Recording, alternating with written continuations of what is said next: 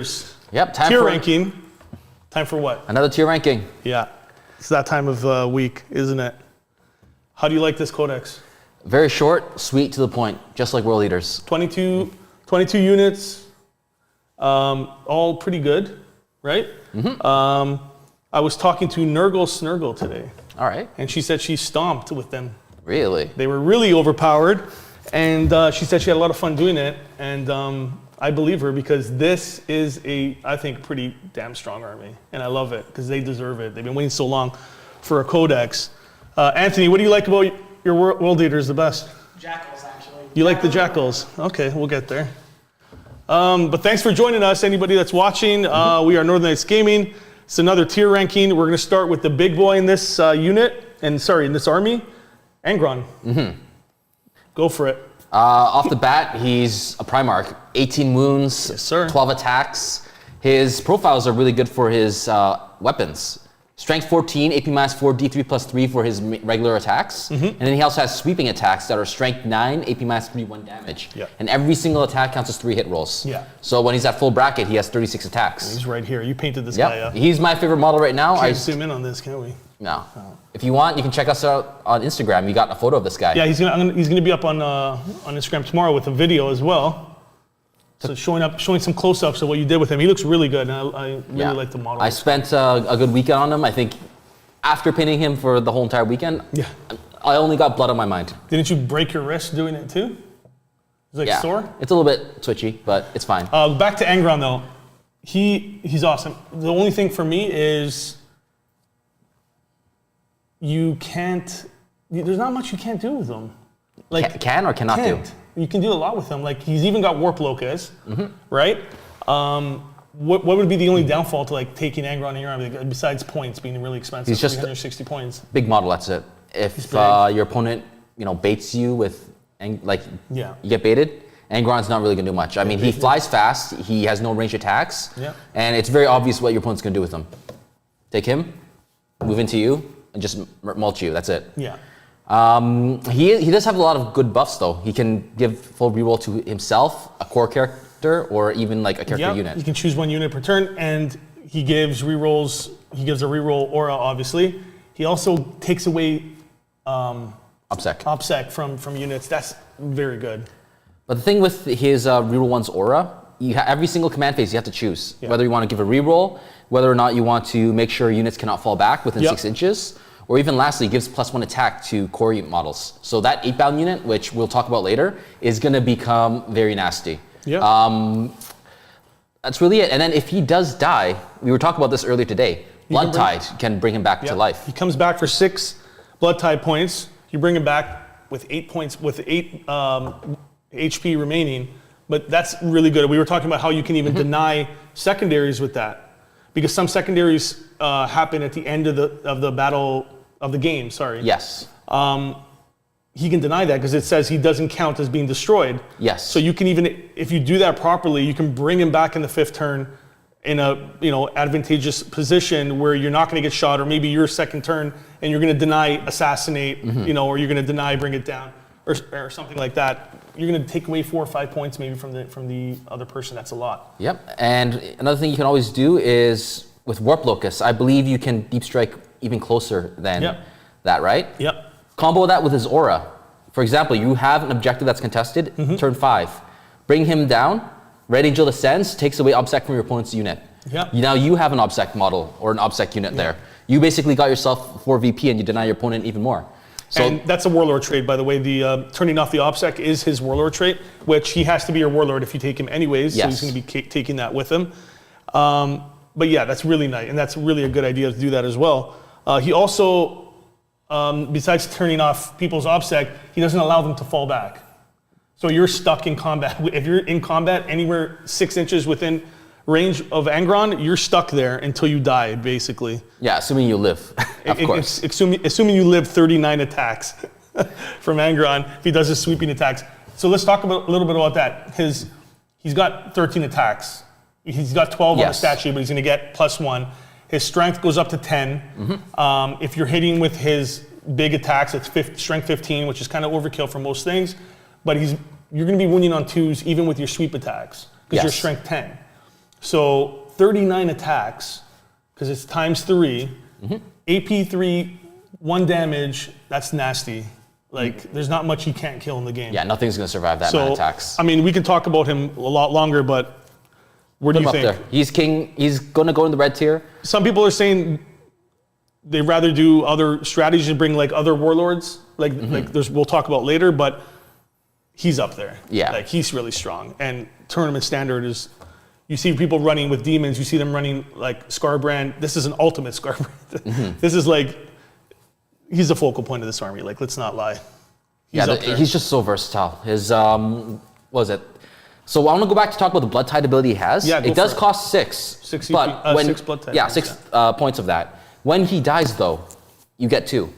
So now it's really, you only have to spend 4 Blood Tide points to bring Angron back. And you can do it multiple times per game, but you probably only want to do it once or twice. Yep. As we said before, send him somewhere that your opponent is not having much control over, turn 4, turn 5. He's just going to be there and become a threat. Like in a 5-turn game with 2,000 points, most things on the table are going to be dead unless you're really like struggling that much. And Angron will just be there. Even if he suffers 1 or 2 or 3 wounds, he still has a nasty profile. Last bracket, he has 8-inch movement still. Yep. He still has 8 attacks. And if he charges, he has 9 attacks. So and it's just like, he moves 16 inches. He's like up there with Magnus, and he moves the same speed. The bringing him back is crazy. Like, honestly, if the fact that you can do that with Angron is pretty insane.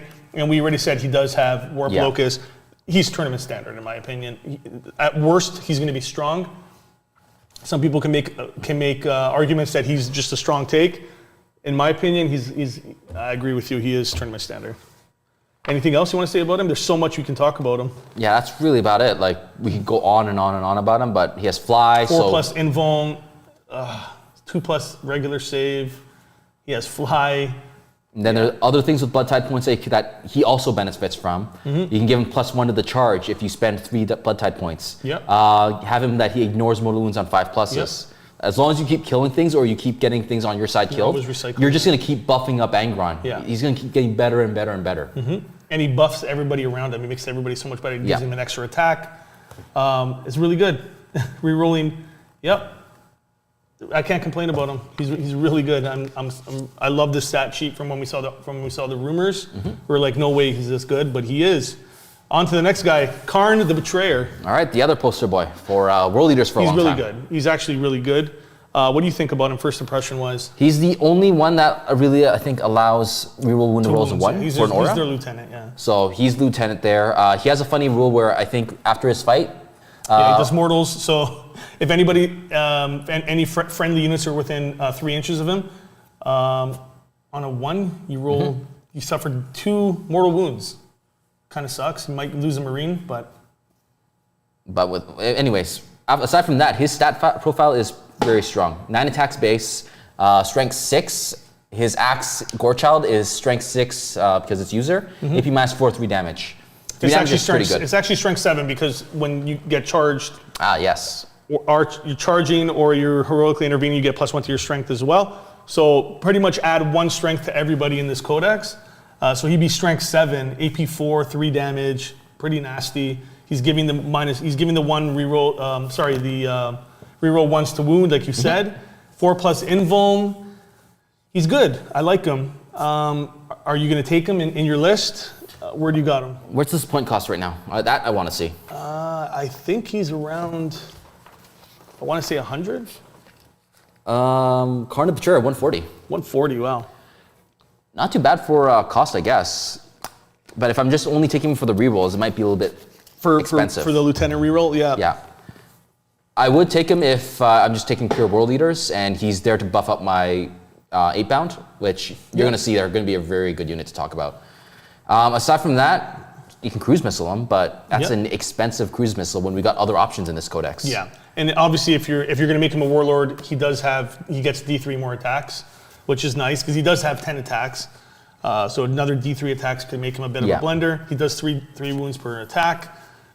Plasma pistol. Yeah, I think he's strong. I think he's strong. Yeah. With the amount of attacks you get from just being world leaders, and you'll see with the other profiles in this codex, you just need weighted dice. Reroll once to wound is perfectly fine, but when you have Angron or Invocatus here, reroll once to hit is just more than enough. Yeah. And on to the next, like you just said, on to the next guy. Is that the right one, Anthony? Yep, that's Invocatus. Right, Lord Invocatus, he's awesome. Like 12-inch movement, so you're like one of the fastest HQs here, obviously. Hits on 2s, 2+ save. He's got a 4-up, if I believe. Yeah, he has a 4. He doesn't have as many attacks as Khârn the Betrayer, but he's ignoring invulns. It's 2 damage, ignoring invulns, strength user, which is strength 7, same as Khârn. The ignoring invulns is really nice, honestly. Like, 'cause you can go into Terminators, you can mulch them, you can do, 2 damage apiece, and then his Juggernaut gets attacks as well. It's not nothing because strength 7, 1 damage each, but I don't know. I think he's one of my favorite here. He also picks, if he's the Warlord, if you're going to center him around your army around him, picks 2 units in the first turn, moves them. They get to move. Yeah. Pre-move. So essentially, you can get your 8-bound, move them, then your turn, move them again, and now you're almost in your enemy's face. And when these guys get close, they're extremely scary. What do you think about that? Yeah, once again, not as much of a heavy hitter like Khârn, but gets around with the invulns and all that. The one thing I like about him, he has fly keyword.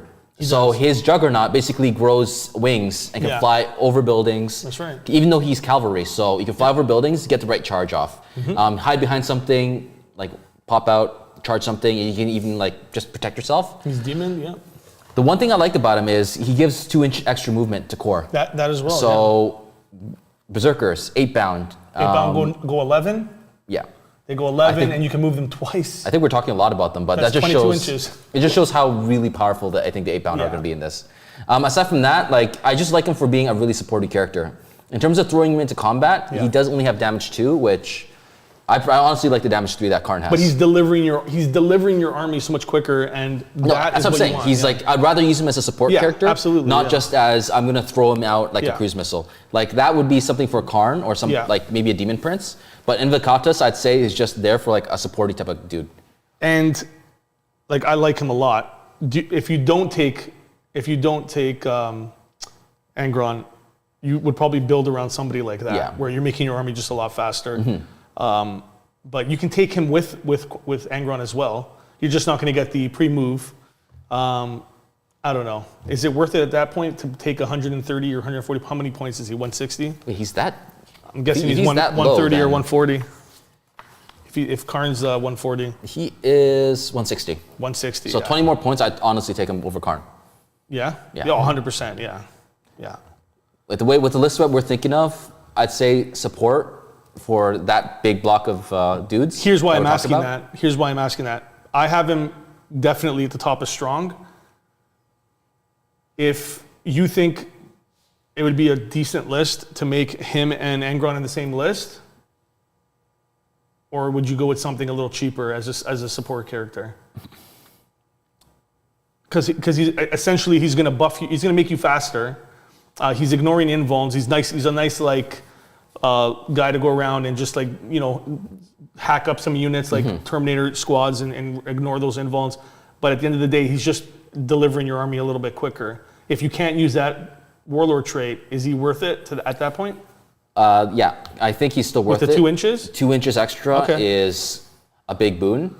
And I don't honestly think he'd probably be better off for taking out like heavy infantry that have invulns or something like that. Yeah, like Terminators. Terminators, well, even with that, unless they're Storm Shield Terminators, they're always going to get a 5-up save. 5-up. I'd say they're really good against he ignores Eldar. It, though. Eldar. Like, say if I throw these guys into Eldar. Invulns? Yeah, bring him up from a 4-up save to like just no invuln at all. Like if I need to mulch Dire Avengers or those like Shining Spirit Bites. Oh, you mean because you're still going to get a 5-up? Yeah, because Terminators are going to get 5-up no matter what. But against Xenos that have that invuln save. That they need their like imagine going into Crisis Suits with that profile. That's nasty. You're just going to cleave right through them because they only have a 3-up save. They're going to go to 6-up. Like go against like Howling Banshees. Yeah. I'm just going to kill every single Howling Banshee. That's true. There is. Yeah, that's a great point. I don't care if your aspect, what was it? The aspect warrior one? Aspect warriors? The Exarch. Exarch I think has 2 wounds? Yep. I'm just gonna kill that Exarch. I don't care if you want to keep putting 1 wound on them. I'm just gonna kill him. What's that? Yeah, Votan, everybody. Yeah, Space Clowns. That's right. I did not think about that. Once they lose that invo and they go down to like they're basically cultists. Against Harlequins or like Eldar, just bring this guy here. Standard? I think like tournament standard overall, yes. Yeah. Okay. A lot of lists I think are going to run him. The generic version, unfortunately, is not as good as Invocatus. I think you're just going to take him no matter what. Sorry, I have this trackpad here and I just screwed up the... Does it look good, Anthony? Almost, yes. I got it, yes. I got it. Good. Lock the screen. Ooh, somebody's watching. It's going to show up. Somebody was watching Auspex Tactics. Is that you? Channel. Great channel. That's Anthony. That's Anthony for sure. I've been watching for a long time. Okay. Great channel. You're a loyal supporter. All right, so next up we have the World Eater's Demon Prince. Demon Prince, yep. I have a few of these. I have one for, I don't know, I'm gonna run him for Khorne for World Eaters as well, but he's more for my Demons Army. They're pretty good, like 8 inches, you can give him wings, moves 12. The standard weapons that they always have, they have the Hellforged Sword and the axe.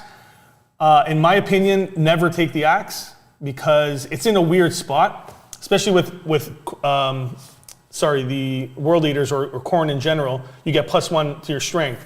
So he's going to be strength 9 naturally, and then with the Hellforged Sword, you're going to go to strength 10. So anything T5 and down, you're wounding on 2s. The axe only gives you an additional 1, so you're strength 11. There's nothing in between that. The next jump is T6, so you're still not wounding on 2s. There's really no point of losing AP to go with an axe, and they both do 3 damage. So you're obviously going to go with the sword. And yeah, he's just good. He's just versatile. Does a lot of different things. I don't think you're going to take him in this list unless somebody has a specific idea what they want to do with him. What would you do with a Demon Prince besides give reroll 1s to your guys? He's basically a really expensive captain. Flying cruise missile, just 4 up invul, 5 up in close combat. I think that's really what he would be relegated to. Yeah. Not my favorite in the codex, but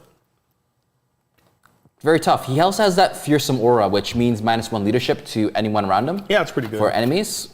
Aside from that, I think Invocatus does it better. Angron does it better. If you want to take him rather than Khârn, he does hit harder than Khârn, I'd say, for sure. Are you gonna bring what are you gonna bring him for? Reroll 1s, obviously. I'm just gonna bring, like, I've seen you play your Demon Princes. Yeah. Like, use them not even for just buffing. Just send them into something just that's cruise weak. Missile, yeah. Yeah, just send him into a unit of intercessors. Just wipe him out. Because with 8 attacks when he charges, at strength 10, you're wounding on 2s, hitting on 2s. Yeah. Whatever you're charging in is just gonna die. Pretty much. Yeah. So that's the way I'd use him. Aside from that, not much else. So what do you think? Strong? I think it's a strong choice. Like, nothing's wrong with taking Demon Prince. We're gonna put him below Khârn or what? For me, I think I'd put him a little bit above Khârn. Really? He's just faster. Like, true. Unless you can tell me like the speed is outmatched by just being a named character. Like, do you think that'd be better? No, I was thinking. Well, one's giving you reroll wounds, one's giving you reroll hits. He's faster. Khârn's kind of hurting your own units. You might have a chance of rolling a 1 and doing damage. But he's more of a blender, I think. He hits way harder. Well, I don't know about way harder, but he has 10 attacks base. 10 attacks? Plus D3. If you're taking him as a warlord, he's potentially getting 11 to 13 attacks with the warlord trait. If you take him like that, he's better than a World Eater's Demon Prince, but I don't know. The speed is really good. Like 6, you're going from 6 to 12 with wings, but also a lot more expensive, right? With wings, you're looking at probably another 25 points. Let me check the price. And then you're getting into like the ones. He's 165 points. Plus wings. Yeah, with the wings is 165. 165? Okay, so it's not as bad. So he's going to be, I'd say, like, what, 25 points more than Khârn? Yeah. I don't know. I think you know better about Demon Princes. For the speed, I think just for like speed kills, in 9th edition. So having him being able to get places quicker is probably better than Khârn. But Khârn is a blender for sure. If you can make him work. Okay. Yeah, I'm good with him there. I'm good with him top of strong. You see this theme? Yeah. Characters are up there? Is there going to be a lot of people in this top category over here? The World Eater's Lord. So still on the Juggernaut there. Not as good as the named guy though. No. He loses quite a lot. He loses fly. He loses the awesome ability of the Warlord trait, as you said before. Yep, the 2 units advancing, pre-advancing, not advancing, 2 units moving pre-game. And the awesome axe that he had before is just relegated to a regular chain axe that is strength user, so strength 6. If you don't charge yet, AP -2 to damage. Yeah. That's quite a bit of a nerf. So he loses 1 AP on it, the other one's AP 3. This one doesn't ignore invulns, not as much as a blender, can't do as much damage in combat, but he's a lot cheaper, or 30 points cheaper, I'm guessing. 30 points cheaper. 35 maybe, 30, 35? Invocatus is 160, he's 125. So 35 points. I think the 35 point upgrade is worth it. 100%. I don't think this guy is... He even moves faster, he's only moving 10. Yep, the other one moves 12 and has fly. And yeah. Fly is the important thing. Being able to just go through buildings as cavalry. He loses fly too, yeah, that's big. This guy is not fly. Yeah, no. I don't think this guy's either gonna be in strong situational, I think. You think strong still? No, situational then. Like he'd be like very low strong. Even with the warlord traits you want to take with them. Yeah. Why would you take that when you have Angron or you have someone else such as you actually take Invocatus? No, you're not gonna make him a warlord. Like you're just gonna take this guy here just to give, buffs. Yeah, I'm good with situational, I agree with that. He loses so much, and if you're gonna go with, why not just pay 35 more points and get all that? Like you're getting fly, you move faster, you can move 2 units quicker. And he hits way harder. Like ignoring invuls is big. Mm-hmm. Like so many units have invuls, you can't discredit that. So yeah, I agree he's in situational, even though he's still a pretty good character for most codexes. I agree with that. Master of Execution. Don't think he's that good in this codex. Like I know with Chaos Space Marines, you can stack up those mortals with him. Here he's just doing pretty much standard 2 mortal wounds. Standard 2 mortal wounds, and then that attack ends. He can reroll wound rolls against characters. The standard. I don't know. I just don't think for the lists I'm thinking of, he doesn't fit in anything that I'm doing. He can hit really hard. He can assassinate characters for you. I don't think you need that. He's slow. If you want to put him into a Rhino or a Land Raider, have him come up with your other infantry, maybe he'd be useful. But once again, speed is not there with him. Yeah. I think he's going to be lagging behind. I mean, if you want to take maybe this guy and use him as heroic intervention fodder, that might be a thing. Yeah. He heroically intervenes 6 inches. And he's probably one of the cheaper HQ choices in this codex. Yeah. I think he's in there. Situational probably. Yeah, situational at best. I just think there's so many better options that you have here, depending on what you're building, how many points you have, obviously. But I'd rather take the top 3 we have here over anybody down here. What do you think of the relics and warlord traits in this codex? I don't think they're the generic ones are really that impressive. They're in my not opinion. impressive that much. And I like the fact that each character, each named one, gets it right on their stat sheet now. I hope they start doing that for every codex. But I'm not terribly impressed with anything. I'm not really impressed with I do love the blood tide points though. They're really good. That system is cool. Yeah. So this is one of the codexes I find. Yeah, the generic stuff is not as good compared to the characters. There's better things. There's better things in the codex right now. Khorne Berzerkers. All right, on to troops. Berserkers. Now that troop choices are not necessary, what do we find them as? They're good. They're really good. Really good. They're 110 points for 5. Mm-hmm. But look how many attacks they get. 4 base and 5 for the champion, right? And then, of course, if you charge, +1 on that too. You charge, are charged, or heroically intervene. So you're always getting an extra attack when you're playing World Eaters. That's a lot. That's 5 attacks base each. Minimum, you're getting 26 attacks with a unit. Mm-hmm. That's if Angron's not near you. That's going to be another 5 attacks. They can mulch, and especially if you bring a unit of 10, you're probably not going to bring 10 of these guys. Maybe 2 units of 5. But look how many attacks you get, and they hit pretty hard. Every 5, you can bring a eviscerator. Mm-hmm. So you can have 2 eviscerators in there if you want, if you have the extra points. Do some extra damage, but they just get a crap load of attacks. They have blood surge, which is really good. So if you do damage, if you remove a model in the shooting phase, they get to move a little bit closer. So why would you not take a big 10-man block then? Why would you take 2 5-mans? I'm just thinking objective-wise, getting on objective, spreading out a little bit more. But if you take a 10-man blob, you can surge in and kill anything you want. I'd assume you'd probably for me to use this, I'd assume 2 10-man blocks, just moving up, relying on just abusing the blood surge. Your opponent needs to focus these guys down, which means your Angrons might live. Your 8-bound are going to live. Something else is going to live, and these guys are just going to keep soaking damage. We've seen so many games where 1 or 2 models survive, you know, and they're just going to keep moving up. And it usually takes at least 3 to 4 shootings. So that means every single time, that's right, I'm getting this right? What? Every single time they lose a model for each shooting attack, like a sequence, they get to move D6. So if I shoot them 4 times and there's still like 3 models left, every single time I kill a model, I would be able to basically move 4 times. Would that be right? I think so, yeah. Is that the way it's worded? Yeah, if an enemy is selected to shoot, if any of those kills a model, then you get to roll a D6. So if they kill one or two models per shooting attack, and you put 3 shooting attacks in there, whatever is left, you basically get to roll 3d6. And each model, exactly. You can probably do some sneaky stuff. If your opponent fails to kill that unit, they're going to be very far. I'm going to be like really close to you now. And you can even go into engagement range with this. And just be like, we're going to start the fight phase early on your turn. On your turn, we're already in. Is there a rule saying that it has to not finish sorry. This unit cannot go into engagement range. Sorry, my bad. That would be really good if they can do that. And they can't go into engagement coming out of, they can't blood surge going out of a transport. Yeah, that's just a funny thing, but moving these units up close is going to scare your opponent. Oh yeah. Your opponent's going to have to maybe panic. Maybe I got to put more attacks into it. Or maybe you definitely have to kill them or they're going to come at you. Yeah, or maybe even have to charge something into this unit to kill it. Yeah, so then at that point, if you're using them like that, I would take 10, but I'm thinking of just using them as like getting on objectives, getting killed a little, like maybe losing 1 or 2 models and then moving up a little farther into your opponent, screening. What do you think? That works. How do you like them? We already have 2 fun ways of playing them. Yeah, there's a lot of ways you can play them. I say I think they're strong. Yeah, they're a strong choice. Definitely strong. We don't need them as troop choices anymore because we're an Arx Omen. You don't. So I'd say they're going to be in a very strong position. Somebody changed my mind, but I think they're really good. I mean, they're 110 points are a little bit expensive. I would like to see them around like intercessor kind of points, like 90. But they do hit very hard, and you don't want to see these guys spammed. Like you don't want to see, or do you?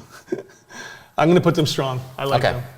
Unless someone in the chat, or you want them up. Farther? I think they're there. And someone in the chat says otherwise, we will rethink it. I mean, it worked for Beast and Urgle last time. And then you can take the icon as well. And that's pretty much it. All right. You want to talk about the icon? Is it important? The icon basically is if you do have to blood surge while you're doing an action, the action is completed immediately. So that could be useful if you're planning to deploy. There's one like mission where you have to deploy like bombs in your opponent's territory. That could be something that you could do. You know, your opponent's trying to stop you from doing the bomb. If they fail to kill that unit, that bomb goes off because you blood surge. Exactly. So that's a really cheeky way of getting like 3 points off the bat. And forcing your opponent to move back to like stop it. Before we move on, do you like the idea of 10 or 5? Now that I think about using blood surge that way, maybe take a couple of like 1 or 2 5-man squads just to do like objective donkeys. You're thinking blood surge. I'm thinking not even use blood surge, just get 5 of them in there and just mulch somebody with 27 attacks. There are some games where you have that mission and you plant those bombs, and now the strategic reserves are free. Plant the bombs in your opponent's territory because it completes at the next command phase. If your opponent shoots them, guess what? The bomb has been planted. Start defusing, buddy. You can also move away, which on your next turn gets you 9 inches away to plant it again. Yeah, you can move away. No, you have to finish your movement closer to that unit. Either way, it could get you farther away from the bomb to plant a second one. Yeah, you have to finish your movement closer to the unit that shot you. All right, so now we move on to the cultist equivalent. We got the Jakhals. The Jakhals. They're good. I like them. They give me a very Mad Max feel to him. Mad Max? Yeah, look at them. Yeah, of course. Yeah, they kind of look like Repentia a little bit too, don't they? Evil Repentia. Evil Repentia with 2 axes. I like them. Like, at first glance, when you look at their stat sheet, they're just like, and they're cultists. Their strength, first of all, they're strength 4 when they go into combat, which is really nice. And they can do a ridiculous amount of attacks in the right situation. I think we said, what was it for a full out squad? For 101 attacks. Wow. For 20 of them. So here's a weird thing. This is one of the codexes, like the first one I've seen, where cultists actually benefit from the World Eater's trait. Yeah, they Like get the if you traits. looked at Thousand Suns, cultists don't benefit. No. Even like Nurgle, like Death Guard, their cultists don't benefit. And then these Jackal guys, they get the benefits. They get +1 to charge. They get +1 attack, +1 strength when they charge, are charged or heroically intervene. That's ridiculous. Yeah, they get the +1 attack. I honestly, when I first saw them, I'm thinking, oh, they're just cultists. So they're just going to be there with like their miserable strength 3. And then they're strength 4. But they're not core. Wait, they're not core? No. Wow, that's weird. So they don't benefit from rerolls or anything like that, but they still get a crap load of attacks.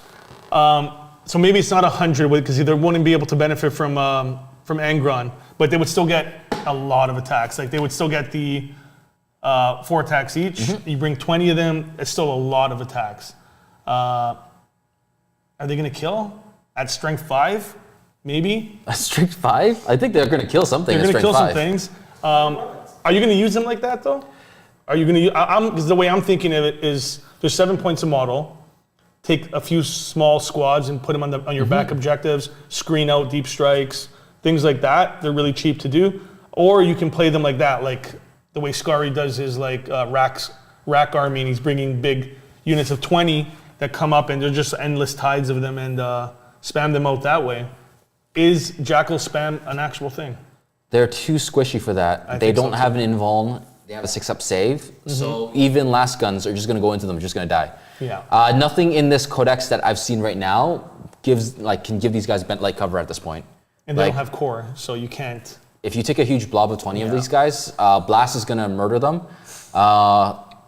There's no save for them. Yeah, I agree with that. Whatever wounds they take, they're just going to take it. Yeah. I don't think you probably want to, unless you maybe want to get a Land Raider and you want to give them that big of an investment to just drive up. Oh, here's another thing. These are one of the cultists that can actually benefit from Rhinos and Land Raiders. Yeah, they can get in. Every other codex, they're not allowed. Now, I was just going to say, put them in a Rhino if you want to do that, and then just drive them around and taxi cab them to where you want, and they pop out like Repentia, exactly like you would do with Repentia. I think they're pretty usable. Like, honestly, as good as this codex is, like, and you don't want to take troops because of the, detachments now, you don't even need to take 1 troop if you don't want to. They're pretty good. Yeah, I like the whole Rhino thing, especially with how. Here's the other flip side of the coin. I'm gonna play them tomorrow. Tomorrow's a battle report. I'm gonna bring Jakhals tomorrow. Whoever's playing him, I feel pity for. Hopefully, it's not me. But I do think one thing I do have to point out: they're squishy. They are which squishy. On the other flip side of the coin, benefits Blood Tide, giving free Blood Tide for you. 70 points. There are cheaper options in this codex, but them being troop choices means you have to spam them a lot more. Are we going to sacrifice these guys for Blood Tide? I guess so. They have like blood canisters on their back. Of course you are. So what? Small units of 5? You can't take 5. You have to take 10. That's the only problem. They have to. They have to take 1 of each. Yeah. You have to take 10-man squads. 10. So it's still not that many points. 70 points. Yeah. They're cheaper. There are a cheaper way to get Blood Tide 70-ish points. I think we're gonna tell a better way to get Blood Tide. I think what do you think? Situational? Somewhere situational. Top is situational? I'm pretty sure Jackal spam might be a thing in the future, but as of right now, from what I see, is there a way to give them like an invuln? No, there isn't. Even feel no pain would be nice. Is not a way that I can see in this codex right now. Yeah. That does that.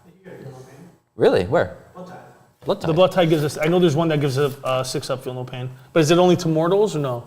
There's a 6-up to normal damage and a 5-up. Here we go. Yeah, Wrathful Devotion. So that's 6-up feel no pain for everybody. Yeah, and then this one's for mortals.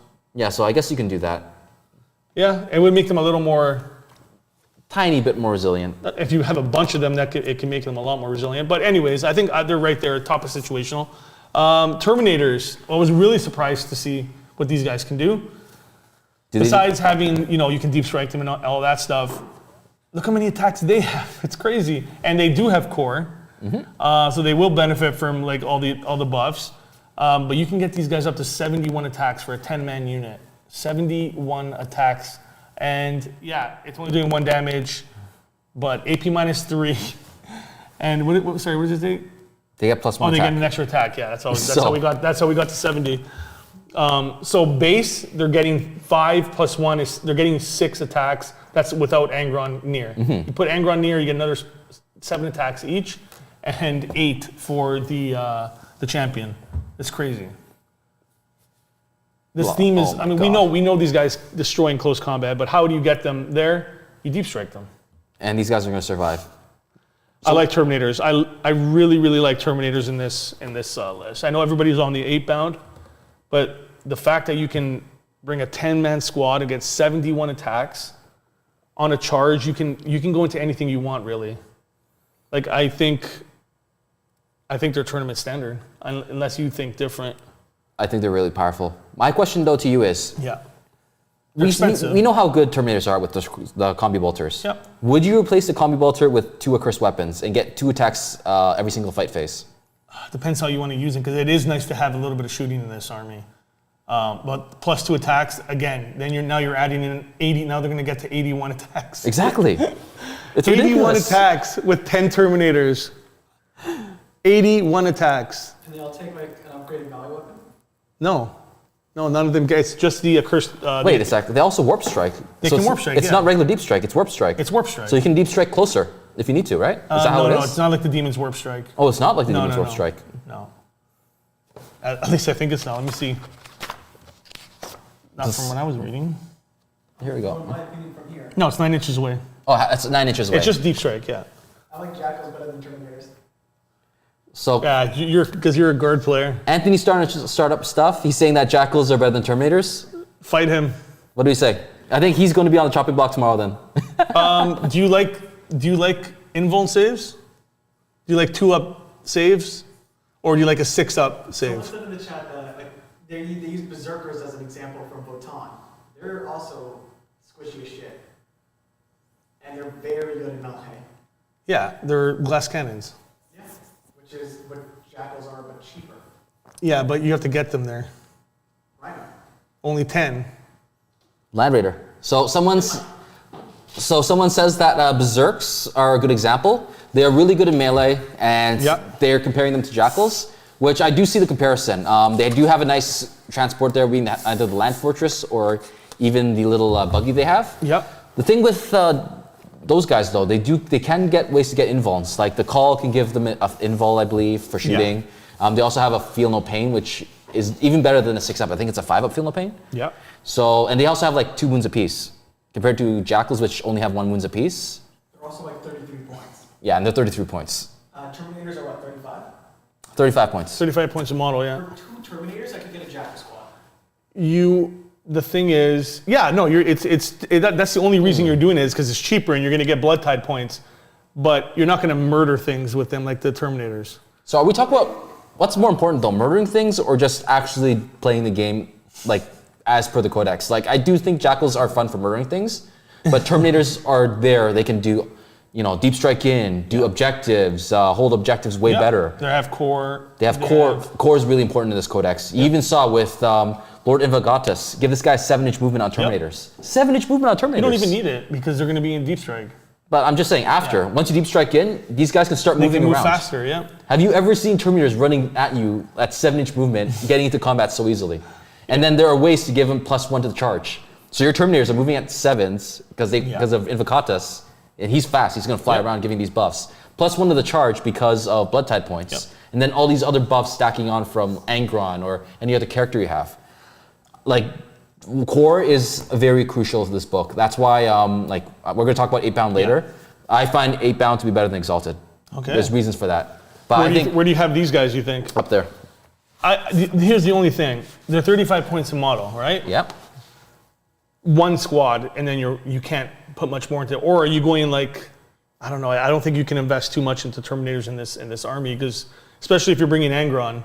Mm-hmm. How many Terminator squads can you bring at 35 points a model? Maybe 2, then you're done, and then you're like Deathwing pretty much?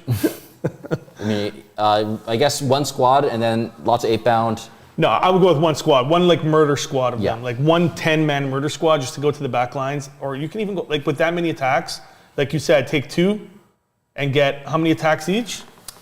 6 attacks each, 7 on the charge. That's for crazy. A regular dude. A regular guy gets that. So that's insane. Like even 5 is more than enough, I think. Mm-hmm. But if you really want to kill things, 10.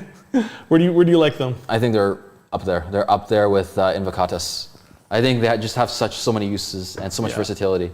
I like them up there. And they're core. Yep. I like them. So let's move on Terminators, who would have thought Terminators would have been good? GW must be wanting to sell some models. Eightbound, they're obviously good. They're up there.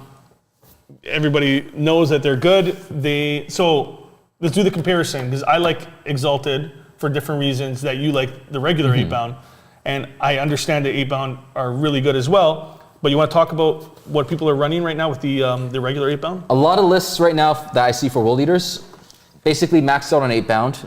We're not saying that Exalted Eightbound are going to be left out. They're going to usually take like 2 or 3 squads. You're basically maxing out on Eightbound in your elite slot. Eightbound are very powerful in units of 6. They have core, so once again, all the buffs that we talked about previously apply to them. 9-inch movement base, so with Invocatus around, becomes 11-inch movement. Yeah. If you take him as Warlord, these guys get to do a normal move at the beginning of the game. Yeah, 22 inches. They're moving 22 inches first turn. Yes, so these guys are going to be in your lines. All the other buffs that you can give them, reroll 1s because of Angron, reroll fully if Angron decides to order them up like that. Yeah. And even give them +1 attack because of Angron. If you feel like not giving him a reroll will hit the roll of 1. Yep. Once these guys get into combat, they have 4 attacks base. I think they get an additional attack if they take the Eviscerator. So it becomes 5 attacks, 6 attacks, however much you want. Yep. Because I think you can, each one comes with 2 8-bound Eviscerators. So each one gets 6 attacks, 7 attacks on the charge. The leader has strength 8, AP minus 3, 3 damage flat attacks from his lacerators. Yep. So you got a really potent squad that can murder things. With a 5+ invuln, they come in from reserves 1 turn earlier. Yeah. So if you end up getting enough Blood Tide points early in the game that you can give them +1 inch to charge, when they come in from reserves from the side of the table, they have an 8-inch charge. That's right. And Blood Scent, they can ignore mission rules, so they can actually come in from reserve in the first turn. Yes. So if you combo that well enough with, get enough Blood Tide points, turn 1 you can do that, like 9-inch charge.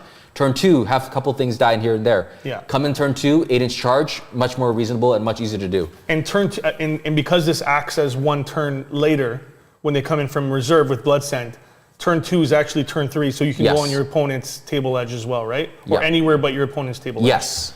That's really good. Yeah, that's why I really like these guys. 6 guys truly do interfere with blast, but they have 3 wounds each, like basically Terminators. 5+ invuln, so they're not as tanky as you'd think because they only have 3 up safe base. But with 3 squads running around at, you have basically 18 8-bound models just marching up doing annoying things. Yeah. If you end up taking the Legion of the Blood Angel, Red Angel, they become OBSEC as well. Yeah, you can give them that, what is it, what do they call them? You're talking about these, right? Yeah, Disciples of the Red Angel. No, I'm not talking about this. I mean, just base. Just base. They get that. And then with demonic infusions, if you take the disciplines of the Red Angel, right? You get to choose one. You can either make one of the units count as 2 models for OBSEC. Every single time a melee attack is made, unmodified wound rolls of 6 inflict a mortal wound to a max of 6, so even killier. Wow. Or even Brazen Skin, where you have a 4-up feel no pain against mortal wounds. Yeah, so they become custodies. Mutable is probably best. Just something that just kills something. Just more attacks, yeah. Yeah. I agree. I like the exploding 6s. So really nice. Compare that to the 8-bound. What do you say about them? Well, for me, the way I play Death Guard, I love the fact that I can deep strike all my Terminators anywhere I want. It gives me such flexibility, and people kind of forget how powerful deep striking is. So they have Warp Strike. They don't have Warp Strike. Yes, you have a pretty good... Blood Scent is really good. You can come in from reserves a turn earlier. It acts as the turn later. They're not as good in close combat. They don't hit on 2s. They can deep strike. I just like them better. Their weapons in close combat are better. They get more attacks. I just like them better. I think they're more killy. Yes, you can't take a big squad of them. You can only take 3. But 3 units of 3, I think can do more damage than 3 units of 6. You get so many attacks. I know. Imagine each one of these getting like 5 dudes. Can you deliver? Can you deliver them as efficiently as I can deliver 3 units of these guys in deep strike? Because all 3 of them are going to get there and all they're going to attack you. Unless, of course, some of them are going to miss their charges, but they're still charging on 8. They're coming in on an 8. I don't know. I like that better. My odds stay on there. JCMS Meta Monday says 15 8-bound are the starting point for any competitive list. Exactly. Yeah, I know. Are just that good. That's what they're running right now. He said that, yeah. Yeah, thank you. Thank you for supporting me. 8-bound all the way. Yeah, I know. There's more models. You get more models with them, but you can't deliver them as fast. You can keep them on the board. Just with all the LTC, like line of sight blocking terrain, you can easily hide them in places your opponent can't see. Your opponent comes up to you, they have a 9-inch movement. Just move up, 11-inch with Invocatus, so 2 more inches. Yeah. Charge in with a +1 to the charge. You're going to get into combat. I'm not saying don't take any. Like, no, I'm saying take a squad of them for sure. I do say that most of the competitive lists run both of them. They both are just going to be together in tandem, just mulching things. Yeah, I agree. The only really difference is, how much 8-bound is too much 8-bound. Yeah, like let's really take a look at the weapons. Like +1 to +3, right? Are you getting? How many eviscerators? How many eviscerators can go in each? Is it the same thing? They can only take one. These guys here, each model can take 2 eviscerators. So that's 2 extra attacks. Yeah. Flat, like can these guys do the same? I really don't know. So 8-bound. So every model is equipped with an 8-bound eviscerator. Okay, so and that's an 8-bound chain fist. Yeah. So you can go 2 chain fists and get an extra. No, you can't. No? Each one comes with 8-bound eviscerator and 8-bound chain fist. You can't swap anything out? You can't. Only the champion can take two of the chain fists, or they can take like a heavy eviscerator or whatever that was. I know I did one with like 2 chain fists, right? Yeah, which is very good. Like damage 3 flat is a very strong power. It's just way more, I think these guys would be more useful as precision strike, and these guys are just the actual foot boots on the ground. Like that's the best way I can put them. You need to have the 8-bound there. Expensive boots on the ground. Oh, well, with the codex the way it is, like what else are you gonna take? Yeah. Terminators for sure. Terminators are awesome. Berserkers, if you want to take Berserkers, you get less 8-bound. Yeah. 8-bound for sure because you always need 8-bound. And Exalted 8-bound are just there for. They're cheaper, so you can spam out more of them. That's the thing. They're cheaper. Only by a few points, I think. How many points per model? I think it's 5 points cheaper per model. Is that it? 8-bound, yeah. So 135 for a full squad of 3. Yeah. Each one of these models is 40 points. Wow. So you can see why these guys are just like. They're more expensive than Terminators, jeez. Yeah, but only by 5 points. But that's a lot. But per model? Yeah. If you start spamming these guys out, that's a lot. Once again, 15. I win. I would take a squad of this, and then maybe I wouldn't go full 8-bound, but I would take maybe a squad of this and then 2 squads of these until you change my mind. The only thing I can change, the way I'll change your mind is you're gonna need, what was it, 15, 18, 21, 24? Would that be right? 24 8-bound? And that's. We don't have them. You're gonna bring the rest of them tomorrow, right? Yeah. They're not all painted though right now. Thank goodness we don't have 15 8-bound.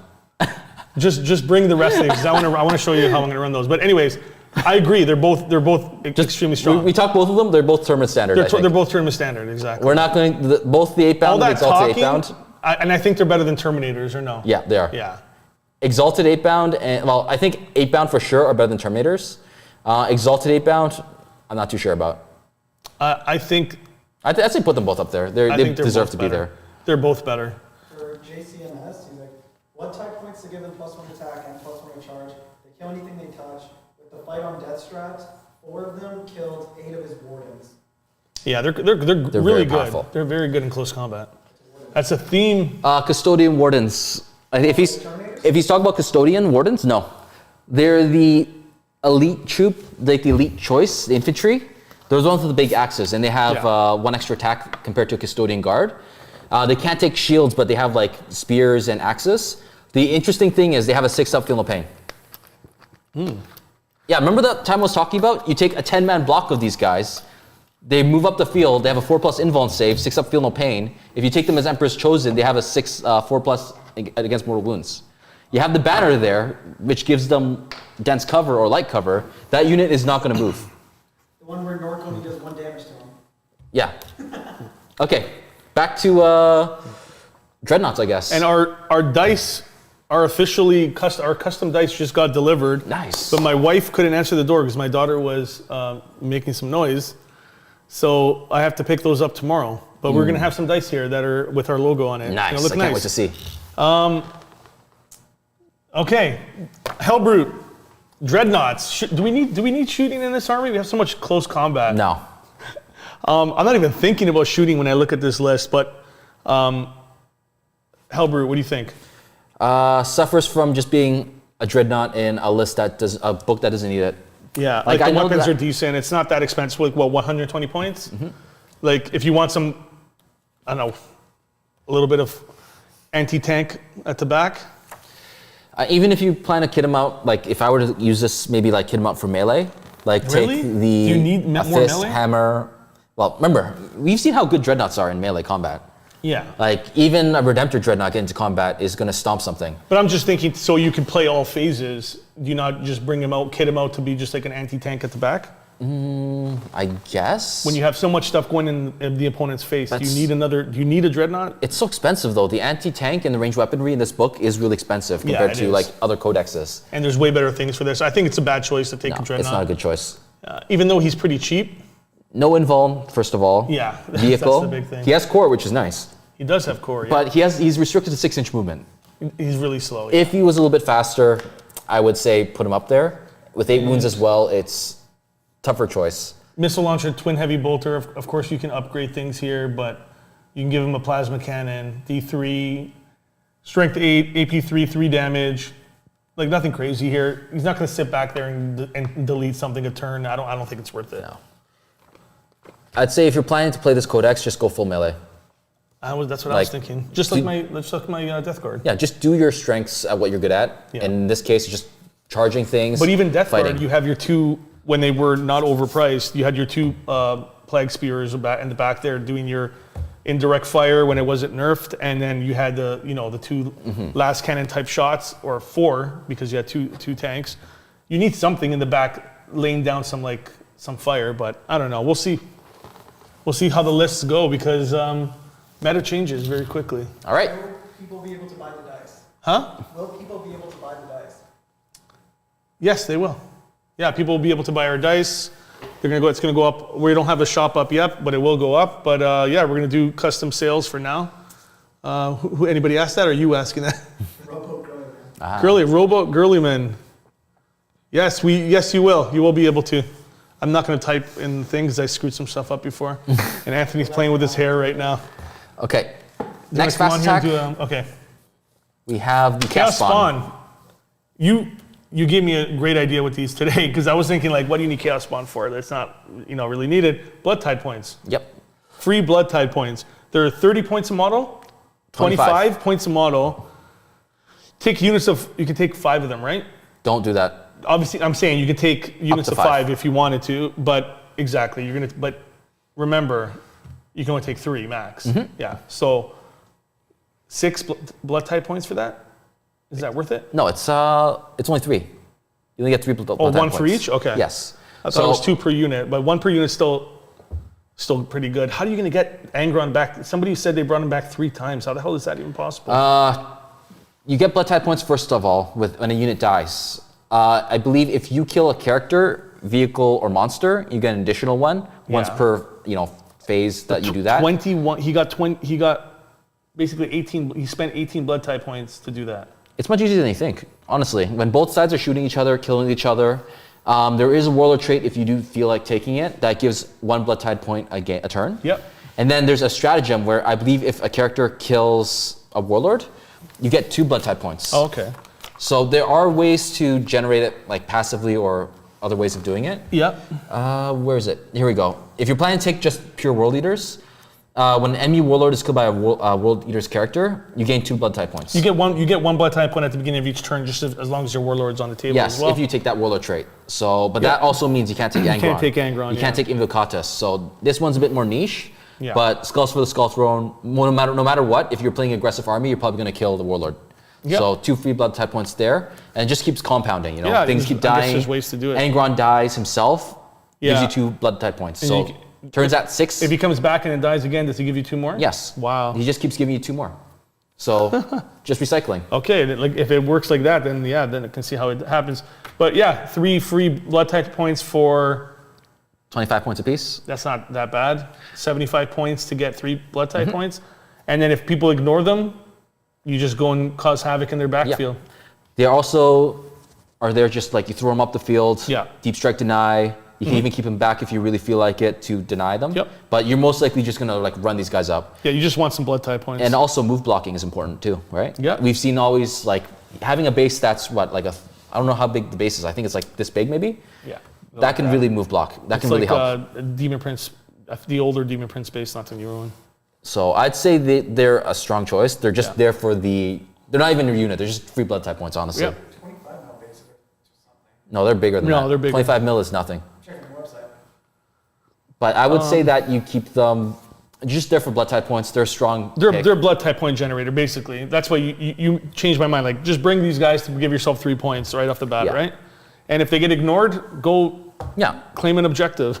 Tie something up, strength 5, strength 6, I believe, if they charge. Yep. They get 50mm base. Yeah, 50 millimeter base. Yeah, they're big, yeah. So yeah, Chaos Spawner 50 millimeter base. 50 mil base, yeah. So I Really think that's like easy the to move Demon block. Prince. Check the Demon Prince. It's the new heavy weapons team. That's how I compare it. Just check the Demon Prince for my scaling. Strong? I'd say they're a strong choice. Bottom is strong just because they're going to give you 3 free blood tide points for nothing. What? These guys also have Hideous Regeneration, which is Beast and Nurgle. Yep. They instantly reheal everything if they don't die. But they only have 4 wounds though, so it's not really an issue, like a concern. But it's just there to be annoying. Like they're gonna get killed. Yeah. They charge get into one-shotted. charge into like a Guardsman squad or Space Marine squad, take 1 or 2 wounds in combat. Yeah. Instantly heal back up to like full. But you're not taking a squad of them, right? No, you're don't taking take a one, squad. so it doesn't really matter. They're gonna get one-shotted. Exactly. Just as a generator for blood type points, bring them. Chaos Land Raiders, we don't see these around anymore. 60, so it's a little bit bigger, yeah. Land Raiders, you said something funny today. You drive around cultists. Yeah. Jakhals. 16 capacity. Oh wait, was it 10 capacity now? Oh, it's only 10. It's 10, yeah. I mean, at that point you take a Rhino. A Rhino. Because it's way cheaper. I know but that you don't have guns. all the Land Raiders, like I thought they had 12 before. Like a regular Land Raider had 12. The Crusader with like the heavy bolters, like this Hurricane bolters, was 16. That's interesting. First of all, you're not taking this as anti-tank because it's got a heavy 2, strength 9. It's basically 2 last melt up pretty much. Stronger melt up, but D6 plus 2 damage. It is anti-tank, but are you taking the amount of points to bring one of these guys? Do you need this in the backfield? Are you driving? Are you going to use it as a transport? I guess you could. You could. We said you can throw Berserkers in here. Throw them up. Then you have melt on people's faces. Or you can take put 8-bound in there.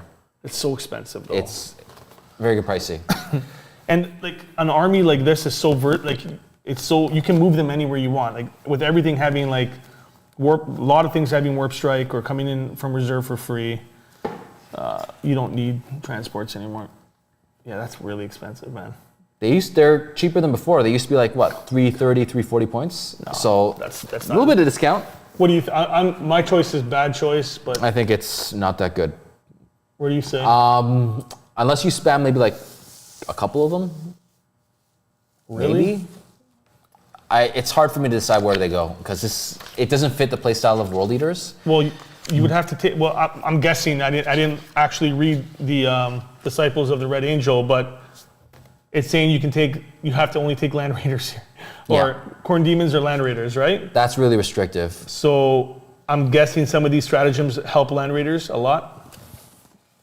I guess this one, bring it back to full bracket. Yeah. I mean, you can make it more tanky, but I don't know. I don't see why you would go into vehicles with this list. Like you would want to be on foot, be coming in from deep strike, coming in from the side of the boards. I don't know. I'll leave it to you to rank this one. Like I said, bad choice for me. For my list, what I'm building, I'm not building anything like this. That's a tough one. Someone's gonna say it's a good choice though. I think if you probably like use a couple of them, maybe it's a good choice. 500 points. Yeah, 500 points gone. And then you have Angron. You can't. But what else? Here's the thing though. If you do take Disciples of the Red Angel, what else are you gonna take? You can take the Mauler Fiend and the Forgefiend. Yeah, you're gonna be more shooty, which is not a good choice to do with this army. I guess put him in bad choice. Yeah, I agree. Though I would, I guess it depends on play style. Better than that. Yeah, Hellbrutes garbage. It's not that good. I mean, It's trash. okay, Just saying. you said it, not me. Okay, Defiler. Dave's favorite unit. Can we just put him in bad choice? Yeah, let's put in bad choice. Let's troll Dave from Mini Wargaming. If that's the case, let's put him in troll don't is take. Deathfighter Dreadnought. No, what do you think? Slow, big vehicle. Very slow. Well, pretty slow. Not 8 inches. Not as slow as the Death Dread. I don't think it's that. Hellbrutes are not Death I don't think it's that strong. It's big. It brackets, and we didn't even look at the vehicles in this aren't like this list very much because like who the hell's gonna take vehicles when you have all these great units up here? But so it is a demon engine, so it does heal once per turn. It heals, and it also has a 5 invuln, which does make it a little bit tankier, and it's toughness 7. And the guns are decent. Like you can take the Filer cannon is not that bad. It's swingy. It's D6, but it's the battle cannon. Yeah, strength 8. AP -2, 3 damage. It has blast. It does have some pretty good weapons on it. I don't know. Anti-tank. Back to my question. Do you want to bring something in the backfield to be a little bit anti-tank? This might be your option, I think. Yeah, if you're planning to take it, take this guy here. Situational. Bottom is situational. Probably the better of the choices because I don't like the Predators either because I think they're too expensive for what they do. All right, so let's move on to these ones. The Predators. I think the Predators just go into don't take. Really? You don't like them that much? I don't like them. Why? Not on this type of list. Not in terms of World Eaters. I don't like them for a lot of chaos, but I thought maybe the World Eaters could use something from the back shooting, unless there's like a reason you don't like them specifically, because they actually move pretty decent. Like once again, if I were to choose, like I'd just rather put more stuff into melee, honestly, like more heavy melee units. Keep my back like stringed out with lots of chaff units to block it out, and just try to get into melee. Like, I mean, if you really want shooty, like maybe. Disagreement with the Land Raider. Yeah. Thinks the Land Raider should be situational. I Yes, it's think. expensive, but you can kill something with shooting to get blood type. Yeah, that's what I'm saying is that I agree with you. Who said that? Sorry. Mittens, yeah, we do. I agree with you for sure. You need something. I really do think you need one thing in the backfield, not even as an anti-tank, but just something to get you in all phases of the game, because then you're like, you know the way my Dark Angels, my Death Guard are really good in the fighting phase, but then it's like shooting phase, I'm doing nothing, right? And that sometimes hurts me. But what do you think? Once again, I'm more of just if I want to do a job good. Just put everything into it. Yeah. Like just if like for example, your Death Guard. I know you have like 200, 300 points worth of like anti-tank in the back. Yeah. But you put everything else into just pushing forward and just being obnoxious and hard to get rid of. And once you get into enemy lines, your opponent just gets wiped out. But at that point, even talking to Middens here, why not go cheaper then? If you're just using it to kill a unit here and there with shooting, if that's your objective, just to get blood tide points, why not go with a cheaper, like a Death Dread or something like that? Is why I'm thinking, give me the cheapest unit to shoot here besides a Hellbrute, because I just think it's not good. It's really slow. It was talking about the Land Raider. I know. I'm saying why not go with maybe a Predator. Can do just as much damage. Like okay, it doesn't have D6, but it does have a D6 plus 2. Only for the turret weapon. Yeah, but still, heavy 2, 48 inches. It's got a last cannon as well. I honestly think just take the Forgefiend then instead. Cheaper. It's gonna be the same Smaller cost. Fiend or Forgefiend? Forgefiend. If you want shooting, maybe you take the Forgefiend instead. Well, we'll talk about it after. Like, where do you think you'd put? Like, I'm biased. I think these guys are either gonna be bad choice or just don't take. Really? Yeah. That's for me. That's what I think. Unless you can convince me otherwise, I just don't think like. I just think the Annihilator. I think the Annihilator. It has more heavy weapons, and that's the whole reason. Like he was saying in the chat there, you can just delete something with this if you roll really well. That's 2 shots only. It's 2 shots. Yeah. I'll introduce you to the. I think the Forgefiend would probably be a better choice for that. Like we'll talk. Well, let's put. Okay. Where do you want to put these? Because I was really thinking biased. situational. Bottom is situational. Bad choice. Well, but just put you them said don't take. But like I'd say just put keep them in situational then if that's the case. I'd say the Destructor with the autocannon doesn't fill enough with niche. Yeah, that's what I agree with that. The Destructor probably is going to be lower than the Annihilator. Bad choice or don't take for that? I think it's bad. I think it's just don't take. Okay. Like I don't think the profile of heavy 2d3, strength 7, AP -1, 3 damage is that good. The Predator Annihilator at least has the last cannons, which are strength 9, AP -3, D6 plus 2 for the turret. Yeah. And then you just could take 2 regular last cannons on the side. The only thing with this, and the reason why is like we're saying with the Land Raider, if I'm bringing a Land Raider, yes, it can do damage. It's going to be able to. You have to use it as a transport, or it's useless. Yeah, so move it up with your 8-bound or whatever Khorne Berserkers in there. Yeah. You still move it up slowly, shoot whatever you need to shoot at. If you do that with it, yeah. If it dies, your guys pile out. That's an expensive taxi. It is, but you also remember we're talking about last cannons as well, right? We're talking about the fact that it has 4 last cannon shots. That you can shoot. It has 16 wounds. In that situation, I think Middens changed my mind. I'm going to put that into. I'm going to put that in situational for sure. I think that's where it should belong. Yeah. I think the Annihilator might be in bad choice.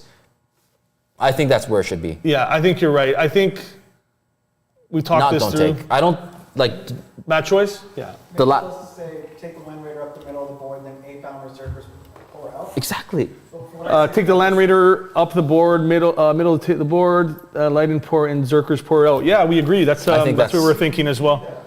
Huh? Do they need to do that? They don't. They can't blood tide out of that. You can't blood tide out of that, but you can't blood surge out of that. But it's fine though. You're delivering them right to the enemy, so does it really matter? Your opponent's gonna have to waste a lot of shooting. What was that unit that we saw? Like, never mind. I think I'm just thinking something else. What unit? Like, imagine you have a 200-point unit that has to soak up like 600 points worth of shooting. Everything else on your board is going to be like alive still. Now you take two. Now you like. Didn't it just happen in the game we played? Yeah, I don't want to spoil that. That's the thing. Okay. Like I'm just saying, like now you have a 200-something point unit like that, soaking up all that shooting. Yeah, that's what. And then the unit, and then it barely dies or doesn't die at all, and you keep moving forward with it, or dispatch your 8-bound. Now imagine you have 2 of those. Yeah. 2 just land raiders just pushing up. So expensive, 500 points. I'm more on the side with taking 1 in a situational kind of list. Yeah. Putting a heavy hitting unit inside there, jumping out, doing what you got to do with them, but more than using them as like, they don't really need taxis, especially if you're coming in from reserve in turn 2 on any table edge. You don't really need that. And then Exalted are coming in with deep strike, so most of your army's coming in right in your enemy's face, and you're getting an 8-inch charge. So situational for sure. I think so. And I like where we put the predators. Don't take predators. Forgefiends. You like these guys? I think these guys are a better alternative than this beast here. Yeah. It does have Hades autocannons, so it's 2 of them. Yeah. So it has 8 shots of strength 8, AP minus 2, 2 damage flat. Yeah. Or you can replace them for the plasma cannons. You can take 3 of those max. Mm-hmm. Heavy D3, strength 7, AP minus 3, 3 damage blast. So it's not as powerful as like say just 2 shots of this. Yeah. But you get a lot more shots. Minimum 3, maximum 9. Yeah. And then average is maybe like 6 or 7 or something like that. It's a demon engine too, so it has an invuln, which these 2 guys over here, the predators, do not get. Yeah. So when you put that in, and it also heals once like a wound a turn because it's demon. Yeah. I think it's pretty much better than these 2 options. That's what I was like trying to go for. In my opinion, it's better. To just have something in the back shooting? Yeah, if you want something in the back shooting, this guy is probably your guy. Yep. It also has a weapon skill of 3 because it's a demon engine. Yeah. So in case you get charged, you're not going to be tar pitted, such as these guys here. Yeah, true. You're going to have strength user, so strength 6, strength 7 on the charge. Mm-hmm. If you get charged or hurt, intervene. 6 attacks at AP minus 1, 2 damage each. Yeah, that's pretty good. So it's formidable. It's not like crazy, but it's still better than say a dreadnought or just the predators. Honestly, that's what I think. Okay, I think you sold me on that one. So I think if you're planning to take them, maybe so don't take. It's shoot. I'm on the board that it's world leaders, so let's just go shooting. What do you think? It's not a powerful, crazy choice, but I'd say it's like, you can take it. It's viable somewhat. Really? I think it's somewhat usable. Situational bottom or ahead of the Defi? I think I honestly never seen the Defiler used much, so I really can't say. Yeah, it's really hard. I don't think this list needs any of this right here, but. It's funny, like a world leaders list, like we're putting so much stuff that's situational. It's just situational because it depends how you want to play, but I really do think, look, everything ahead, like everything right now is ahead of shooting. Yeah. Nothing shooting is up here, so it doesn't really matter. Besides Terminators, if you want to give them guns, but I would rather give them 2 close combat weapons. The next guy, obviously don't take, right? He's a melee dude. He's a melee vehicle too. Yeah, but he's slow. 10-inch movement. The only thing that really stops me from saying this is really good is the fact that it's a vehicle. Like if it could move through walls or had fly, maybe it'd be better. Around buildings, and he's big. That's the only problem I have. Also, because they're vehicles too, they count as 2 points for Blood Tide. And that Mauler Fiend is not as expensive, though, is it? Mauler Fiend's only 140 points. How much? The Forgefiend is a little bit more expensive. How much is a Mauler Fiend? 140. That's still for 2 Blood Tide now. There's cheaper ways. I mean, in melee, he's pretty good. He has D3 plus 3 attacks. We're getting 3 Blood Tide points for 75 points with the Chaos spawns. That's too expensive if you think about it. The trade-off's not worth it, and especially with the amount of damage you're doing. I think it's a bad choice. Okay, put him there. I think the other guy does more damage with shooting. I don't think if you're going melee, why would you? There's so many better options. Yep, I completely agree with that. Don't take him. One thing that he has that's cool though, he ignores all modifiers to charging. So if you get that 8-inch charge, I'm keeping that 8-inch charge. Yeah. If it's a 7-inch charge and your friend who's playing Tau has some way to reduce your charge. Oh, guess what? I don't care. That. No more Tanglefoot grenades. Yeah, Tanglefoot grenades. I don't care. It doesn't affect him anyways because he's a vehicle. But yeah, exactly. Terrain, for example, I don't care. I'm just gonna move through that terrain like it's ice. It's ice. I do like him though. It's like strength. It's more of a fun choice for me, honestly. 7 attacks at strength 15, AP minus 3, D3 plus 3. Yep. And if he gets a charge. But as we said before, other choices are just more versatile. Yep. All right. Rhinos. We got the humble Rhino here. So cheap, free Blood Tide points, literally. 2. They're 2 Blood Tide points, and they're 80 points a model. I think you have to put a gun on him, right? He just comes with a combi bolter. So does that cost? That's gonna be free.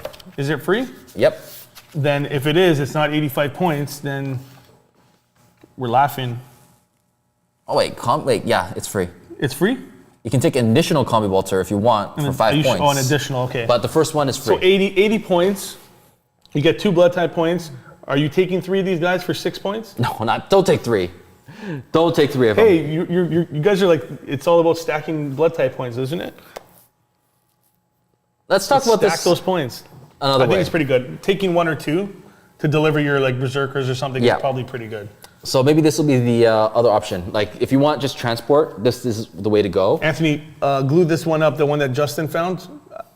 Glue it up tonight so he can like prime it. I want to bring it in my list tomorrow. The Rhino. We had that one in there, right? I want to try it out because I want free Blood Tide points tomorrow. Yeah, put World Leaders Infantry in there. Just put a Berserk Squad or Jakhals if you really want to. Just run up the field, move block. Yeah. If anybody really wants to try to kill the Rhino, you benefit from it. If they ignore it, they're probably going to ignore it. We find fun options of just charging the Rhino into something, screening. Yeah, be annoying, be really annoying with it. They'll kill it. I'm a veteran of playing Chimeras, so I just love using them to just move block and just charge it to random things. Yep. Have you ever tried charge a bunch of zoanthropes with a Chimera before? I've tried. So you can only put, first of all, infantry units. You can't put Terminators or Eightbound in there, which sucks.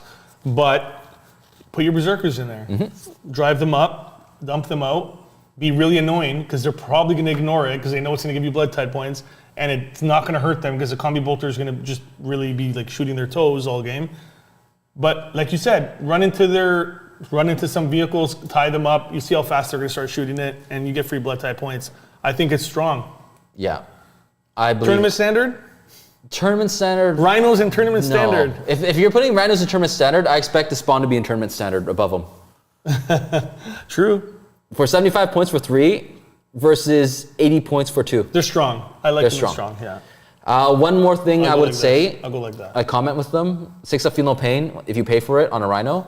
We're back to having, Rhinos used to have like you want them to blow things. Up though. You want them to blow up. I agree. But wait, so with world leaders giving up, like wanting to die, they're becoming suicidal, they're gonna give away, like grind them down so easily. Yes. Like, you're automatically grind them down against these guys. But anyways, that's more stuff to think about. What? For Blood Tide, it's just if anything dies, period. If you put the Chaos spawn in the Rhino, you can spam out Rhinos because they need to have something inside of it. You can't. Chaos spawn are beasts. Oh, they're beasts? Yeah. Yeah. Infantry only. Never mind. If you get you pay 3 Blood Tide points, +1 to charge on these guys. Rhinos with +1 to charge. Yeah. Right into your enemy's lines. All right. Helldrake. I don't think he's good. No. Bale Flamer, take it. which used to be amazing in 7th edition with the template, is relegated to Assault 2d3, Strength 6, AP minus 2 damage. Not good. Not good in my opinion. Don't take. Don't take. It's also an aircraft at Arcs Development. Yeah, he can join the... Yeah, it's aircraft. Comes on turn 2. We know all the new rules now. It's just not needed. He's going to join the... Doesn't synergize with this codex. Predator in Don't Take. Yeah. The autocannon one. Sorry. All right. So... The big boy, 500 and 600 points. I don't know how many points he is. He's big. Is he going to be 888 points? He's probably 530 or something like that. 575. 575. Okay. That's close. So now the question is... 30 points. He's definitely not going to give you blood type. Oh, maybe, because we saw him go down in a few turns. How many blood type points does he give? 1 for dying, 2 for being a vehicle. I think, what was it? 1 for dying, 1 for being a vehicle. And then 1 for being Titanic. 1 for being, so you get 3. he gives you 3 blood type points. That's probably the best part of taking him. I like his cleaver though. He's good in close combat. Can you get him there with all, like, he can't go around terrain. That's the thing. Like he can't go through it. Titanic as well, so your opponent can shoot him without, as long as he doesn't benefit from obscuring. So true line of sight. If you have true line of sight of him, he's gone. He's gone. He's a demon engine, so he's a 5+ invuln and regens 1 a turn, but that's not going to keep him alive. It's too expensive. Are we going to relegate him to Don't Take like every other Lord of War that we've ever talked about? Well, Angron's a Lord of War. I know, this is the exception. Every other Lord of War just goes straight down to Don't Take. Not always. Not always. Okay, the Baneblade. Aside from that. The Baneblade. I don't know if he's Don't Take. I think he's too expensive. Got some kind of tournament standard. I think he's just way too expensive. Slaneshi Simp. Who is that? Ichabod. He's back. Come in at the nick of time. Tournament standard or you're a Slaneshi Simp. He wants it in tournament standard. I don't think it's a tournament standard, unfortunately. He's good, but I don't think he's tournament standard. Too many points. He's not Don't Take. We're just memeing, but he's really expensive. That's the only downfall for me. Way too much. 600 points is not worth it, especially when you're gonna, like, most lists or a lot of lists are taking so many 8-bound. That's gonna be tying you up with a lot of points there. I don't see how you can bring this guy 600 points unless you're just bringing like a fun list. What do you think? 2 of them?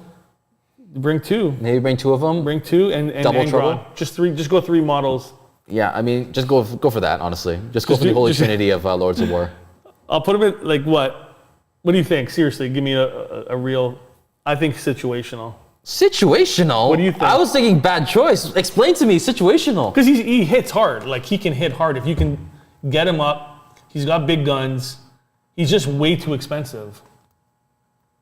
I still don't see it. Like, if that's the case, then the Mauler Fiend should be somewhere up there. But he hits way harder than the Mauler Fiend. No way. In melee? Yeah, sure he does. Only difference is this is strength 14. Strength becomes strength 15. Yeah. This guy's strength 16 with his cleaver. That's it. Yeah, but it does 6 damage. But D3 plus 3 is more than enough. You don't need flat 6 damage. Against that's what I'm trying to say. He just deletes something big. Like, he goes up to, like, an executioner and 2-shots him. But for like 575 points, no way. Yeah, no, the points for me is I don't think the so. points. And even then, the shooting on it, it's okay at most. But it's just way too short. Like, some of it's way too short ranged. Like, the best cannon it has is the Demon Gore cannon. It's only 18 inches, strength 10, AP minus 4, D3 plus 3. No. But that does not justify a 575 What do you think, model. Anthony? I was thinking bad. You think bad choice? I think bad. Really? Yeah. I'm in between that. All right. Here's how Flip a coin. Here's how we solve this. Buy us a Khorne Lord of Skulls. No. And let's try to throw it on the table. Do you know what No. KLOS is? KLOS. KLOS? Yes. Someone asked, doesn't Angron have the problems that KLOS does? I have no idea what that is. I don't know what KLOS is. Does it just mean Lord of Skulls? Khorne Lord of Skulls, that's it. Khorne Lord of Skulls. It does. Yep. But at least the benefit with Angron is he's a little bit smaller. He is. Like, he's this His big. base is not that big. Like, looking at his base, Flies. it's fly, yeah. He's fly. Yeah, he flies now. So I'm saying he flies, he has more movement, smaller base, he has a 4+ invuln, and he's cheaper. And he can come back if you feel like it. He can come back from the dead many times. The dead speak. He doesn't die. He just wants more blood. I just don't think. I think you're paying way too many points. Yeah, the points is too much. I can't. It like that amount of points is overwhelming. Unless you build your army around this guy, it's still going to be really strong. I'm honestly, if you're not going to a tournament, we're thinking tournament here. I don't know, because I can see some people try to build around this model and make it decent. Well, everyone, you can build around anything. Like I can build around, like with my strategy before, double Land Raider with lots of guys inside. That could be viable. But in terms of the core Lord of Skulls, it becomes harder and harder to figure out what you want to do with it. Like, I think you're paying way too many points just to have the guns. Yeah. Because the thing with the line of sight, right? Your opponent can see you, but you can't see them. So if they can shoot you from true line, like using obscuring terrain, that you can't do the same thing. They're obscured. So the guns are going to be basically not worthwhile. Yeah. He's way too big and he's too clunky to use. Bad choice? I think he's just bad choice. All right. Where do you want him? I'll let you place him. I say place him at the back of bad choice. The bottom? Yeah. I like the Mauler Fiend, and if we were planning to make the Lord of Skulls go ahead of the Mauler Fiend, I'm going to be like, Mauler Fiend deserves a promotion.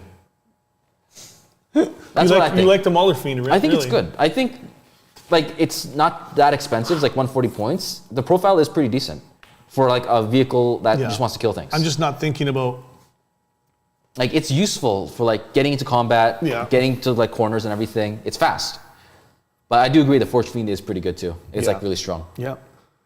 That's our list. What do you think? Anything moving around? I'm pretty happy with where things are. Unless you want to move people are going to have different of opinions anyways, so... Unless you want to move the Chaos Spawn up, because do you see it being used a lot? Triple Chaos Spawn just for spamming. Just because it's 75 points for three blood type points, yeah, and it's like probably one of the cheapest things to do. If you combo that with the maybe bringing 1 or 2 rhinos, you're looking at 7 blood type points just from that alone. Mm-hmm. There's Angron back. I think I like him where he is, and and strong. I think both of those, because they're not really doing anything for you besides that. Like, are they doing anything else? Denial of area, move blocking for sure for the rhinos, and just being an overall nuisance. Yeah. Like, it's a force multiplier when you see like your swooping hawks, even though they don't like do much shooting and damage. They do actions, just be annoying, move around. Though, of course, these guys don't have shooting. They're just really annoying. Do you want to put, because they're CP generate, because they're blood type generators, put them at the top of strong? I think that'd be better. Yeah? All right. Like, I think for sure, I'm good with that. You're probably going to see more Chaos Spawn than you will see Demon Princes and Khârns. Yeah, for sure. 100%. Because we got to remember, this is like tournament. What are you going to see? The only thing I'm second guessing for myself are the Jakhals, because I do like them. But... Huh? Chaos Spawn are tournament standard.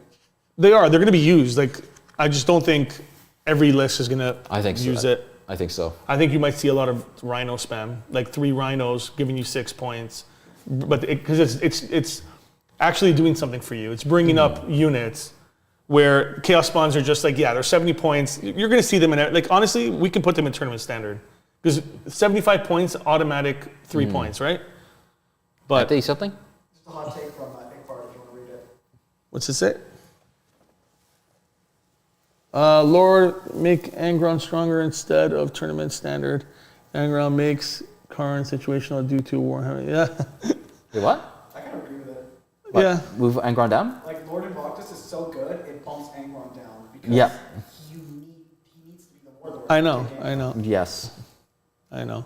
So move Invocatus all the way up to the top then. No. No, you don't think so? No. I think Invocatus should be right beside Angron, honestly. He's the second best HQ in the book for sure, but Angron's Angron. Angron does so much. Like, look how much he does. Like, I mean, we are reviewing the World Leaders Codex, so I guess he does have to be king. He does have to be king, but also he comes back. He comes back from the dead and kills. I don't know. I just think he's really good. How can you not have him up there? How does he get bumped down from that? I don't get it. More versatility? If you go without Angron, then you build around him. I guess so. But I want Angron on the table, though. He's a beast. Like, he's just going to kill everything that he touches. 40 attacks. Huh? I think at tournaments, you're going to see Invocatus more often than Angron. Depends how you build. Yeah, Anthony thinks you're going to see more Invocatus than you're going to see Angron. Yeah. Which might be a thing. Anthony also goes 0-5 at tournaments, so I don't know.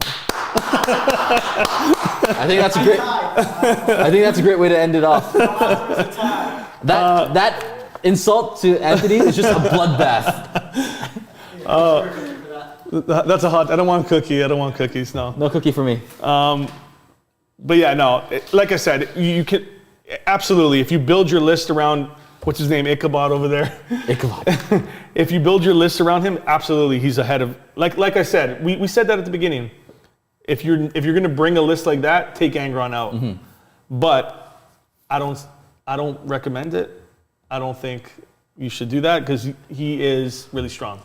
Justin's going to get torched in the comments again for yawning. Hey, it's getting late. All right, so we're good there. One more thing I want to talk about.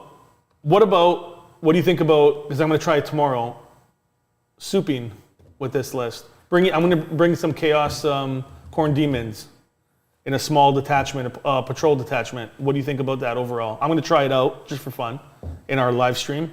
But what do you think overall about that? I think it's a superb idea. You want to see them lose? What? Well, they still count for blood tide points, right? Yeah. If they kill or get killed. What do you think? Is that going to work? Let me think. What do you plan to take, though? I'm taking You can take a Khorne detachment. So yeah. I'm assuming that's going to be a Bloodthirster. Bloodthirster and Bloodletters. How much more expensive is a Bloodthirster compared to, say, Angron? He's a little bit cheaper. A little bit cheaper, eh? 350? 350, including the Exalted traits? Yeah. I think with the Exalted, it might be 360. I have to check. But the way I see it is having two big models is always a threat, especially if they can come in with Warp Strike.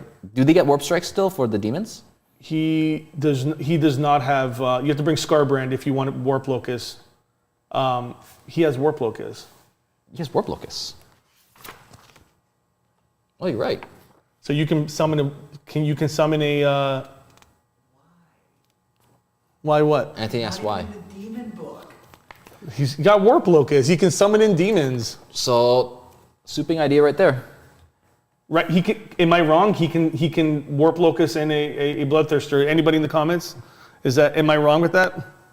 There's nothing else in the book there that mentions Warp Locus, right? Exactly. It can only mean demons. Exactly. So he's gonna Warp Locus in. He can Warp Locus in a Bloodthirster. So that's why I'm gonna bring Bloodthirster and Bloodletters because he can Warp Locus in as well because they're demons. So I'm gonna try it tomorrow. I don't know if I don't know if it's the best idea. I think obviously I know Eightbound are gonna be obviously better in close combat than Bloodletters, but they're cheaper, and I can just fill out some more units and try some fun things out. Why not? Apparently, you're sleeping on Hellbrutes. Sleeping on Hellbrutes, they are inexpensive. That's what I said.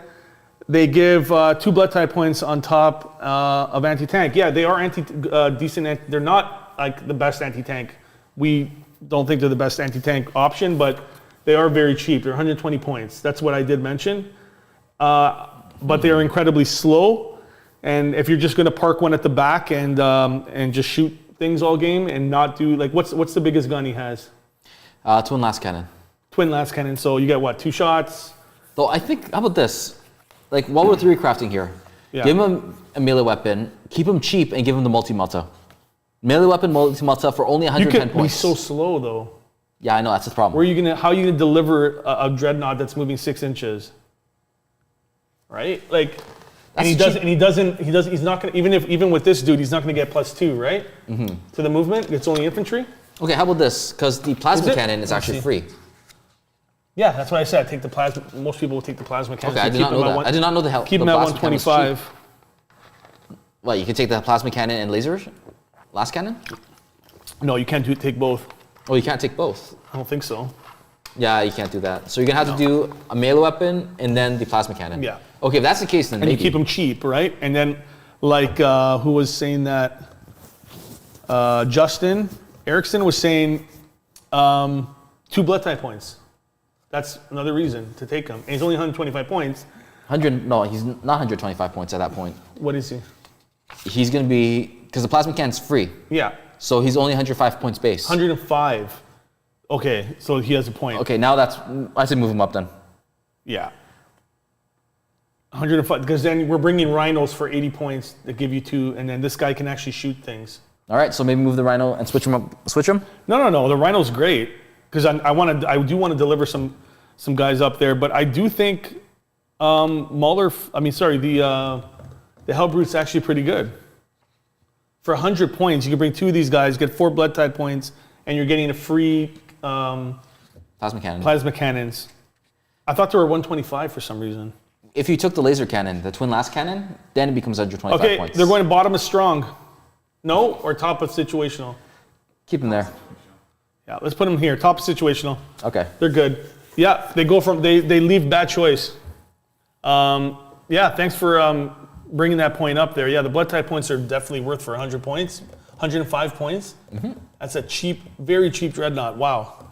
That's cheaper than a little boy dreadnought for Space Marines? Space Marines. No, it's the same size as a baby dreadnought. I know, but it's 20 points cheaper, 25 points cheaper. Wow. That's really good. Anything else? So yeah, we're talking about demons. Your thoughts on that? Pretty good. Warp Locust, tried it out. See what happens. I think it'll be strong, especially with Bloodthirster coming in with Angron. That Bloodthirster is going to be 8 wounds per turn. We're going to see it survive a lot. And I can't use warp storm points though, right? And I obviously can't use blood tide points on my demons, but can my demons? No, I'm not going to say it. No, I'm not going to say it. But I'm going to try it on you tomorrow, whoever I'm playing. But that's it. So let us know what you guys think of this list. Obviously, it's our opinion. We're still trying out. We've only been playing them for about a month, so we'll see them in tournaments and see what people are doing more about. Yes, the 8-bound are the top of this list. Anything you want to say about anything else before we go? I'm happy with the 8-bound being there. I think it's fairly accurate to what I think. Yeah. I don't know. I think. No, keep them there. I think I might put him into tournament standard and listen to Ichabod. Let's put the Lord of Skulls into. All right, if that's the case, you better put him right above Angron. Okay, forget it. That's the people who skip to the end. Just go right to the top. All right, guys, thanks for joining us. We're Northern Knights Gaming. We'll see you next time. Join us tomorrow night for we're doing World Eaters live stream battle report, and we don't know who they're playing against yet, but it's going to be probably a melee army or a very shooty army with the guard. Yeah, we'll see you next time. Make sure to like, comment, subscribe. Skulls for the Skull Throne! You're banned. Milk for the cornflakes! Oh, somebody get this guy out of here. Thank goodness nobody can hear him.